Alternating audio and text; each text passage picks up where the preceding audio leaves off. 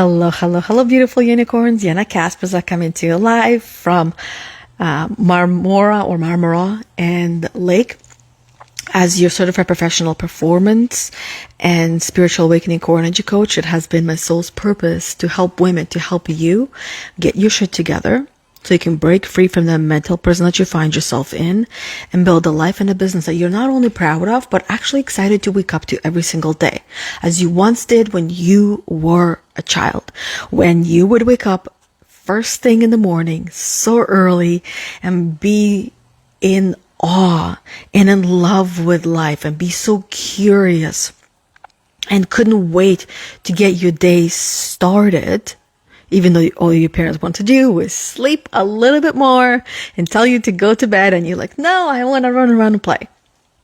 And you want to do that now as an adult. And great news is that you can. As you once did, it's something that you can relearn how to do now as an adult. It is very possible. And this is what all of us want. We want to have that feeling of love and joy and zest for life.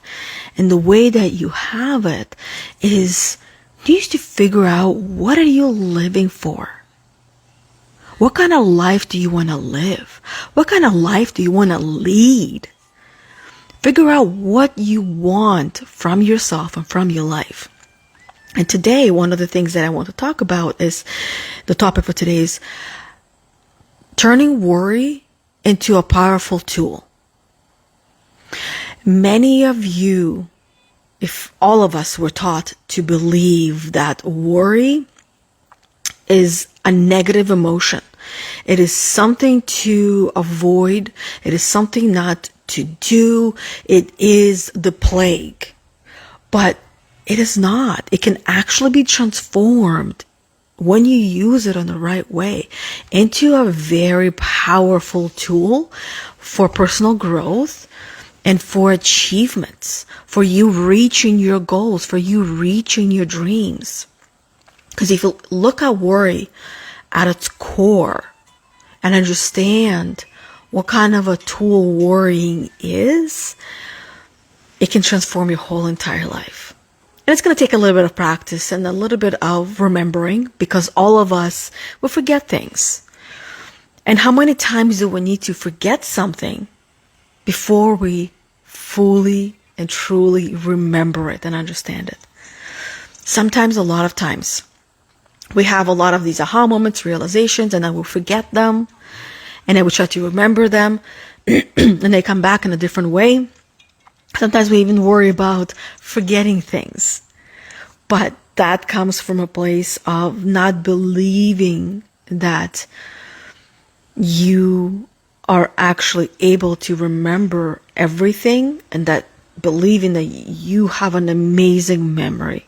Because at some point in your life, someone had made you believe and created a story in you that you have really bad memory. But it's not really true unless you believe it to be, and then it will be true. So when you start to understand worry, here's how I'll put it. Worry is your ability to hyper focus on one thing. And you can harness it to gain clarity. You can harness it to plan effectively. You can harness it to take action. And you can actually harness it to manifest your goals, your dreams, your desires, and the life that you want, and everything that goes under that umbrella of life, including your business, including your career, whatever it is that you want. You can have it. So I'll share 5 steps with you on how you can actually use and turn worry into a powerful tool that it actually is. So number 1 is, I want you to acknowledge the power of worry. This concept, let's call it the core concept of worry, that worrying is your mind's way of hyper-focusing on one issue, on one problem, on one thing, which provides intense concentration and your ability to pay attention to detail. Because you hyper-focus on something, typically it tends to be negative because our mind has been trained to look and seek for the negative to keep ourselves safe and protected, right? Looking for that saber-tooth tiger, especially first thing in the morning. You come out of the cave and you're looking for, what do I need to protect myself from? And when you start to then reframe worry, instead of seeing worry as a problem, instead of seeing worry as a bad thing, you can view it and remind yourself that it is a powerful tool that highlights these areas of your life that need attention, that need a little bit of work, that need a little bit of effort on your part, or maybe need a little bit of tackling and working through that area that needs attention. The second thing that can help you to turn worry into a tool is take a moment to gain clarity. Pause. Identify the source. Determine what specifically is causing you that worry. What is triggering your worry? Where is it coming from? And be as detailed as possible. You can write it out. If you're working with a coach or a therapist, you can talk it out. You can use this as a topic of conversation next time you sit down with your support team, with your support person, the one that you go to. You can talk it out. If you have access to send them a message, send them a voice message, talk about it. It will help you to gain clarity and hear things for what they are. And then that person, because most of them are going to be trained to help you hear yourself through what you're saying, they're going to help you hear yourself, because they're going to reflect on what you're saying and help you to see and understand yourself, and which will help you to gain a little bit more clarity. And you can be as detailed as possible when you're sending that message or when you're journaling. And if you're able to do both, I would recommend doing both, because when you're journaling, one, it's gonna not all the clarity will come through, and then when you're talking, a little bit more is gonna come through as well. And then take a moment to understand the why behind it. The why is one of the most powerful tools. So when one of the first questions you started asking when you were a kid was why? Why? Your kids, one of the first questions they started asking was why? Why did they start asking that question? Well, for many different reasons. Curiosity, that's the main reason why.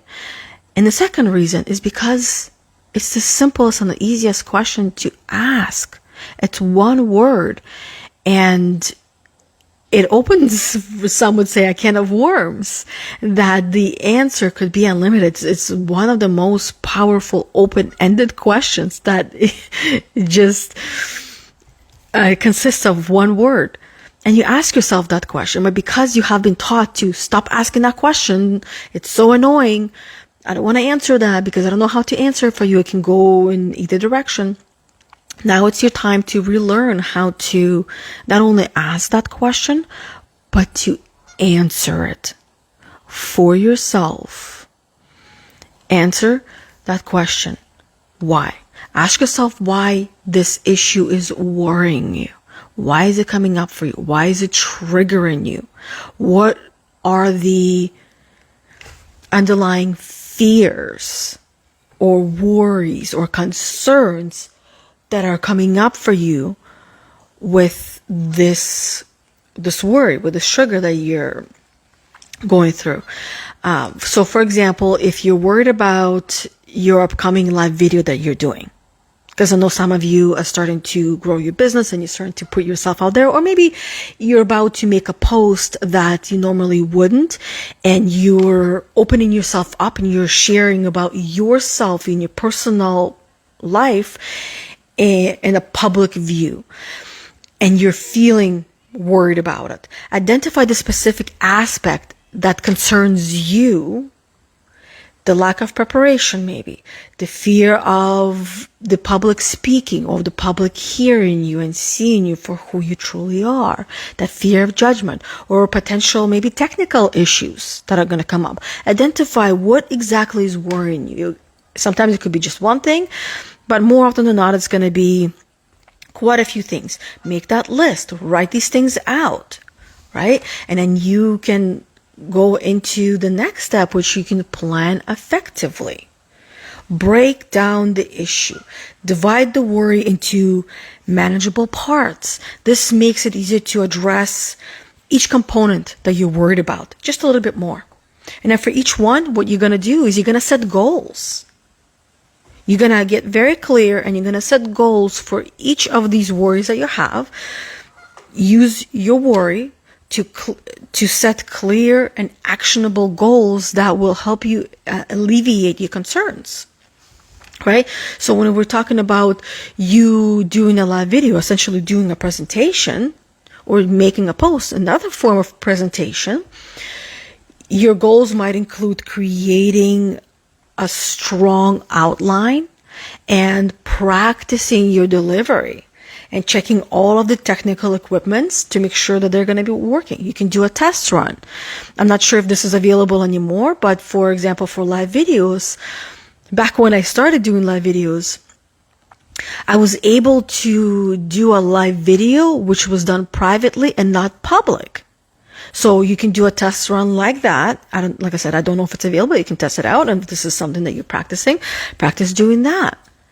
Now, you can also practice recording on your device, but based on my experience and the experience of all the women that I had worked with, where I have been helping them to grow their business online by being and becoming more of a public figure, if you will, that the experience is quite different when you are going live on, let's say, Facebook, and then you're going live on Instagram, or you're going live on YouTube, or you are recording a video using your phone, or you're recording a video using your computer. Each and every one of these outlets for presentation is experienced differently because each and every one of them is new and it's different. It's going to come up with its own set of triggers, its own set of worries. And you would go through this process for each one of them differently. So figure out what it is, set a clear plan and goal for what you're going to do to overcome. If this comes up, what are you going to do? If this comes up, what are you going to do? What are your options? And then also taking it a step further of what's the worst case scenario? Right? Just get really clear of that big fear that you have. What's the worst that could happen? Is it really the worst? Okay, great. Now you got clear on that. You got that out of the way. You see it in front of you. You see this monster in front of you. Now go on to what's the best case scenario? What's the best thing that could happen? Sometimes you might notice that your biggest fear, your biggest worry is the same thing as your best case scenario. And it's interesting how it works. And dig deeper into that. See why. Is it, the biggest fear, and then at the same time is the same thing that it's the best case scenario? Why is it so scary for you? So the next thing you're going to do, which is step number 4, is you're actually going to take action. Just do it. Just start. Begin. And starting is the hardest part. It's like, I'm thinking of water since there's water behind me. You have the option of getting to water essentially in 2 ways. Option number 1, you start at the beach, at the edge of the water, and you slowly, slowly go into the water and allow yourself to adjust to it. Slowly and slowly. At that point, you might find yourself getting up to your chest and then saying, okay, that's it, I'm done, and getting out. Option number 2 is you can just get fully in the water and do the scariest thing that's for you. You're scared of feeling cold. Why? Why are you scared of the cold? Because it's going to be uncomfortable. Okay, how long is it going to be uncomfortable for? How long do you want it to be uncomfortable for? If you're going slow, it's like ripping the Band-Aid off. You can do it slow and it'll pull all your hairs and you feel each and every hair. But if you just rip it, if you just jump in that water, it'll take you a lot less time to adjust. Essentially, you're choosing the slow and more painful path by going into the water slowly because you're stretching out your pain versus just jump and it will take you maybe a minute, maybe 5 minutes at most, if even, to get comfortable in that cold water. Versus when you go into that water, it can take you up to half an hour to fully get into the water and then fully put your whole entire body under the water. Which one would you prefer? How you do one thing is how you do everything. So if you get into the water slowly, chances are this is how you approach your goals. This is how you approach your dreams. This is how you approach your plans for the day. This is how you approach your to-do list. So if you want to change that, change it with, ripping the Band-Aid off, jumping in the water, facing that fear, identify what that fear is, what that worry is. Now that you see it for what it is, do it. Just start. Because the scariest part is actually starting. The scariest part of jumping into the water is jumping into the water. Just starting. That's the scariest part. But once you're there, you're not going to be scared anymore. And your confidence will slowly start to grow and build up. Just start. Remind yourself that what you're really scared of is putting yourself out there, is starting. That's what you're scared of. But if you pause for a moment and you think of these two options, what we're talking about is doing a presentation online, right? Doing a video online. You have two options. Do it or don't do it, right? That's essentially the options. If you don't do it versus when you do it, think of where you're going to be 6 months from now on. If you don't do it, where are you going to be? Who are you going to be? What life are you going to be living if you don't bite the bullet and do the live video and do your presentation? 6 months from now, where are you going to be? Versus you do it, you go for it, where are you going to be 6 months from now? Now, another question is, are you actually going to remember how you truly and fully felt the first time you started, the first time you did it? And how are you actually going to feel about it?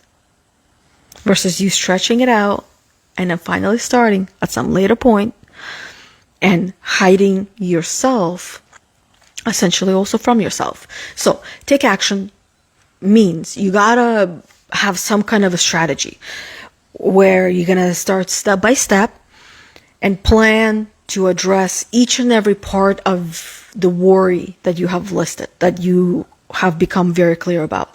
And this starts to turn your anxiety into actionable steps. The reason why you're feeling anxiety is because you don't have a clear path. You don't have clarity. All you have is this big monster that is living in your mind that is usually always bigger than it actually is.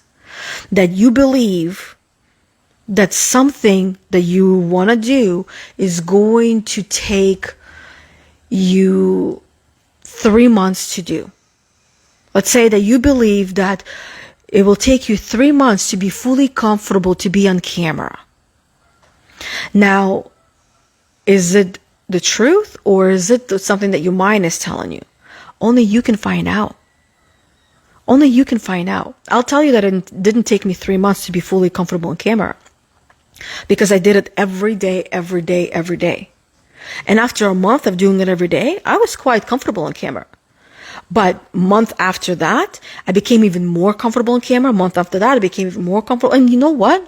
I become more and more comfortable on camera every single day that I do a video, whether it's a live video, whether it's a recorded video, whether it's recorded on my phone or my device. Like I said, every time I do a video using a different device, it's a different experience, because it's a different cave. It's a different monster that I'm tackling, that I am not familiar with.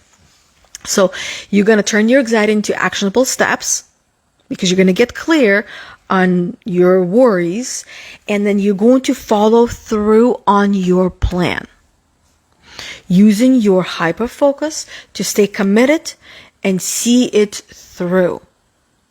Your ability to focus on something is also your ability to manifest the things that you want. That hyper focus ability that comes from worrying is that you're able to focus on, but you don't need to spend your time focusing on the negative. You can focus on the positive and also focus on actually doing these things. So example would be when it comes to the live broadcast, for example, presenting, is you can schedule your daily practice sessions that you have for your presentation, and you're going to show up and you're going to practice your presentation skills. And then you're going to, as one of the goals would be, you're going to find people who can give you feedback after seeing your presentation, from maybe from your colleagues, from your friends, someone who can help you to do that. And then also you can take the time to prepare for any potential questions that might come up, so then you can practice answering them as well based on your presentation. And then the fifth thing that you are going to do to turn your worry into a powerful tool that it actually is, you're going to manifest your goals. You're going to manifest your dreams. And the way you're going to do that is you're going to visualize success. You're going to use the energy from your worry to visualize and hyper focus on the positive outcome. See, remember how I told you that you have two options? Option number one, don't do it at all. Option number two, you do it. And you can see your future from 6 months from now, where you're going to be if you don't start whatever it is that you're avoiding starting. And if you do start, 6 months where you're going to be. See that vision, see that future in the present tense. Visualize it, feel it. And what's going to happen is you're going to start to increase your confidence and your motivation and your inspiration. Because now you're starting to, the whole phrase of, I believe it when I see it. Now, we've been taught to seeing things in the physical form out there. But the reality is, I believe it when I see it. The truth and the root of that powerful phrase and a powerful reminder is that you can see it in your mind and you will start to believe it. That's where you rewrite your belief systems as well, in your mind. You don't rewrite them out there. They get tested out there. But you rewrite your roots, your core programming, your default programming in here, in your mind, where many of you are trapped in that mental prison and you don't like it, you don't enjoy it, and you struggle to get out. And when you escape, it's almost like you just get out into the yard and someone grabs you and shoves you back into that prison because something else happens and you get triggered, right? And you're back in there. And then you also want to remind yourself the goal of this process is to stay positive. Reframe those negative thoughts that are coming up and use them as positive affirmations for yourself. Trust your preparation. Trust yourself that you have prepared more than enough. Don't spend too much time preparing, by the way. I'm not here to tell you take weeks or months to prepare. I'm here to tell you that this preparation process of you getting clear on the steps, it does not need to take more than 10 minutes. 10 minutes for all of them. Just the main actionable steps that you're going to take. That's all you need. Just write them down. That's it. 10 minutes. Otherwise, if you're spending too much time, you're going to be stressed. You're going to be overwhelmed. You're going to start spiraling back into the worry of, am I doing this right? Am I doing this wrong? You're doing it in the way you're meant to, and it's the right way. And if it's the wrong way later, guess what? You're just going to add to it. There is no right or wrong way of doing a lot of things that we believe that there needs to be a right or wrong way of doing it. It's just another way to keep ourselves playing small and not starting. Just start, just do it. And this is where, like I said, the example of this would be if you're delivering that presentation, doing a live video, picture yourself being confident, being yourself, receiving positive feedback. If you're doing it with a script, that everything just flows with the script and you are not feeling stuck or frazzled, just loving the whole entire process. And then you're wanting to do it again and again and again. Remind yourself that you are capable and that you are prepared, that you are ready, that you need everything that you need.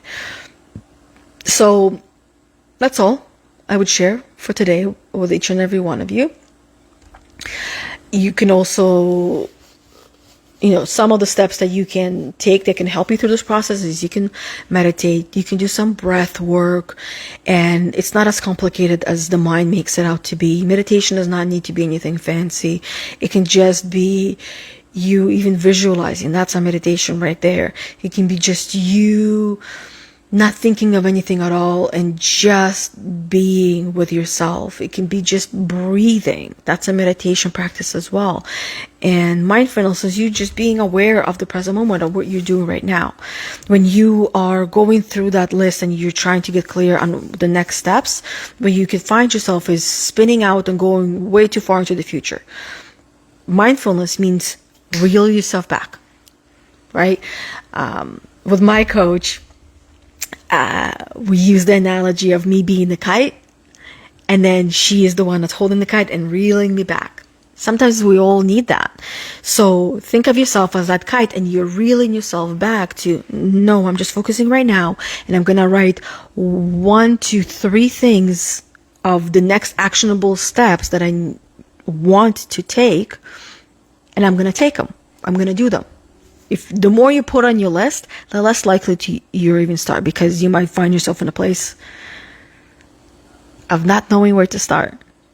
It just feels too much to do. So 1 to 3 steps, do them. And afterwards you can add. Once you're done those, you can replace them. And chances are you might not even do all 3. You might just do 1 and you're okay. So start there. Journaling is going to be great as well to help you process all of these as well. Time management, so setting timers for yourself, reminders. And when it comes to timers, like I said, if you're going to be using 10 minutes and you don't want to go over that, set a timer, stopwatch. You don't need to go and get a fancy timer and essentially use that as an excuse to, oh, I can't start this because I need to go and get this timer. No, you already have a timer on your computer. You have a timer on your phone. You don't need any of that. You can even just look at the clock and use that as a timer. Recognize the excuses that are coming up for you as well. And I believe one of the most important things through this process, and the reason why I believe it is because it was for me, and through feedback of having worked with women, this is one of the things that they also have shared with me, is that having the right support system and people as part of that system is extremely crucial to your success. You can only keep yourself accountable up to a certain point. You can only understand yourself up to a certain point. It's extremely helpful to have someone else be that mirror to reflect you back to you, to point out the things that you yourself might not be aware of, to help you understand yourself, and to help you keep on point and on track, to reel you back down, because you're a kite that's flying up there in the sky. And it feels good, but it doesn't always accomplish much. What accomplishes things is consistent action, is your ability to be persistent. So persistent, consistent, clear action. There. That's all I wanted to share with each and every one of you. I think there are, what group am I in? I see there's probably people on here that are commenting, but I don't see anything on my phone. So let me open my computer and make sure. Yeah, I see there's a couple of comments on here. Let me open it.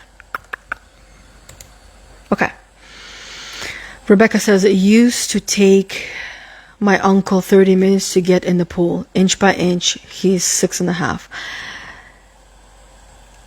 Like I said, how do you think he did the remainder of his life? Because if this is, how you do one thing is how you do everything, that if it took him that long to achieve a goal of getting into the pool, how long do you believe it would take him to achieve any other goal in his life?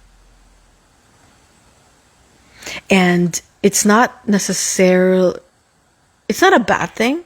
And I say that because all of us go through this part of our life where we're relearning things and we're readjusting. And that might be his way of also learning and readjusting to then one day jumping into the pool and being okay with that. Yeah. I myself have also found myself, and I still catch myself, slowly getting into the water, slowly getting there. But then I remember how I did things when I was a child, and I just did them. I just ran into the water, and I splashed, and I was fully in there.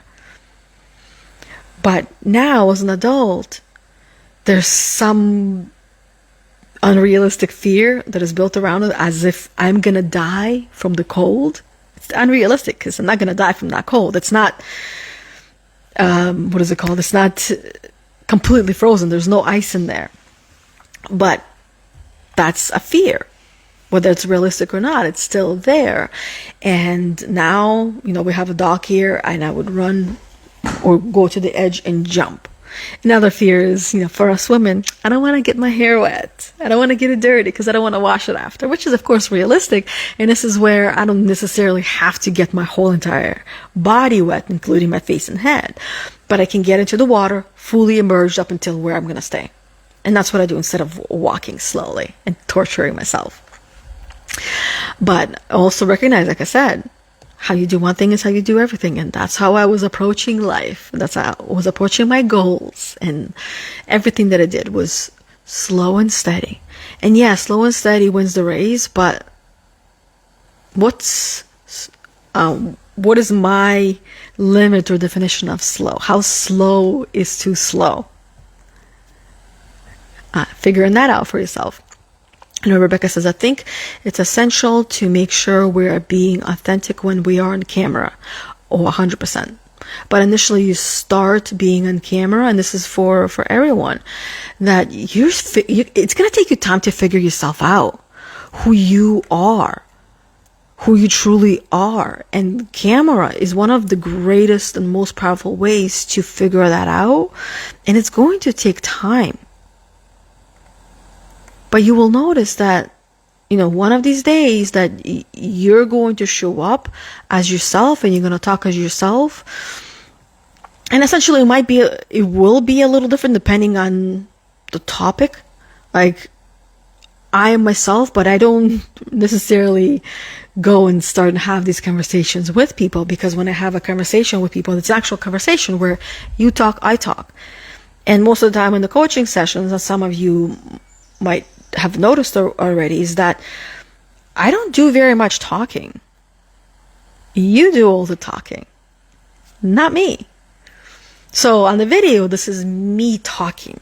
And like I said, it also takes time. It took me some time to figure out who I am and how I'm going to talk and how I'm going to express myself.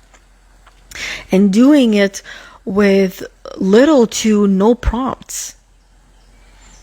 So, I 100% agree. It's essential to make sure that we are being authentic when we're on camera. And then otherwise we are just lying to ourselves. Yes, initially in the way we are lying to ourselves, because we're also trying to figure out ourselves, but it doesn't last as long as our mind tells us it's going to last. We learn fairly quickly as well, and we get comfortable. It starts with being comfortable as well, because initially nobody's comfortable on camera. It takes time to become comfortable. Hey Debbie. Debbie said, I joined late. Oh, better late than never. Rebecca says, consistency is a day-to-day minimum by minimum action. 100%. You're not here to tackle your whole massive goal in one day. It's simply unrealistic.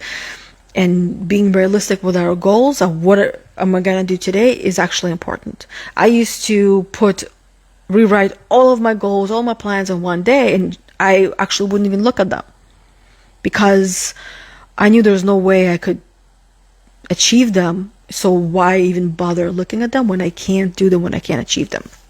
So instead, I started writing down my mini goals, my mini steps, and it's been working pretty great for a long time at this point. So little by little, and then having a master list where I go back to it and I see what I did towards my main big goal, and before I know it, it's already highlighted, it's already done, and I move on to the next one, to the next one, to the next one. For me, I love words, and I love referring to my goals and dreams as projects. And it's funner to tackle projects than my goals and dreams, because they almost sound like unachievable. Because this is how we've also been conditioned to believe that dreams are meant to stay dreams and stop dreaming. Leave dreams where they are. Goals also sound like it's a big monster that I can't eat all in one day.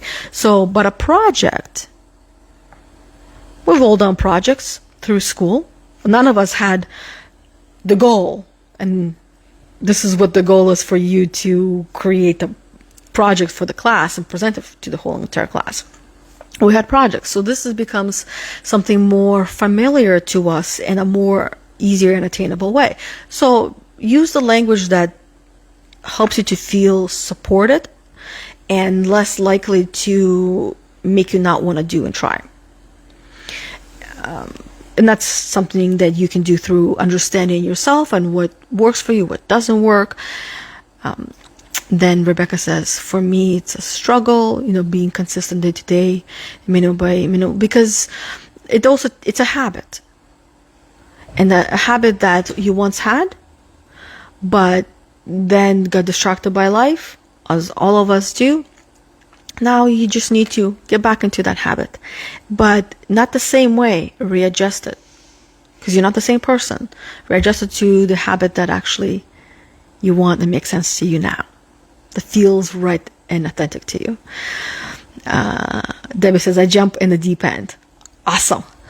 Right with the head. Some people just dive right in. Why not? Why prolong it? Just go jump and enjoy it, and you really feel better and accomplished and confident by you just jumping right into the deep end. Debbie says, I like the project and creating. Yeah, I love that. So you call your dreams and goals as projects and creations, because that's what they really are. It's a project that you're focusing on creating and manifesting. And all of us are creators. We create things every single day. Each day that we're here, we're creating that day. So continue creating that day. Anyways, that is all. Now I responded to all the comments. We are good to go. Or adventures, Debbie said, yeah, call them adventures. I call them quests. Go after that quest. And the many adventures that are under the umbrella of each and every quest. So thank you very much to Debbie, to Rebecca, to all the other women that hopped on here and watched a little bit of the live. And if you're watching the replay, say hello. You can share where you're from as well. And take notes, as these videos that I do, they're the guidance for a reason. It's a whole entire little masterclass that I share with each and every one of you. So take advantage of that. And learning is one part of it, which is the personal development. The other part of the learning is personal growth. So everything that you're learning, I'm not just sharing these things just for you to take notes, to keep it, to hold on to it and hoard the information. And I've done that myself as well. I'm sharing it with you because I want you to actually take action on it and do something about it. And that's the personal growth. Personal development is one part of the journey. Without the action, nothing is going to change. So take the action, just start, and continue starting each and every day. And before you know it, you will have the habit of starting and not even hesitating to start anymore. Get out of your comfort zone. The comfort zone is you feel comfortable not starting. You feel comfortable putting it off until tomorrow. I'll do it later. No, do it now. Because what if later doesn't even happen? Even throughout the day, something happens. And as a mother and as a woman and as a human being, things happen. Somebody comes to the door and that's it. You're distracted. And you forgot what you said you wanted to do because now it's less important. You want to do something, you're already inspired, take that inspired action and do it now. Start now. Get in the habit of doing it right away and not putting it off. And you'll see your life change. And that becomes you. How you do one thing is how you do everything. So if you starting without hesitation, that will become you. You will become the person that starts. And then the next habit will be completion, finishing what you start. Right? That is all. Thank you very much. Until we see each other next Thursday at 11:45 a.m. Eastern Time for another one of these weekly live guidance of Get Your Shit Together with myself, Yana Kasperczak. And I'll see some of you on Monday as well for the card reading that I do at 11:45 a.m. Eastern Time in this group live. But other than that, have an amazing the rest of your day. Enjoy yourself, live your life to the fullest, and just start. And then complete. Until we see each other next time. Bye, everybody. Thanks for being on here. And hello to all the new members once again.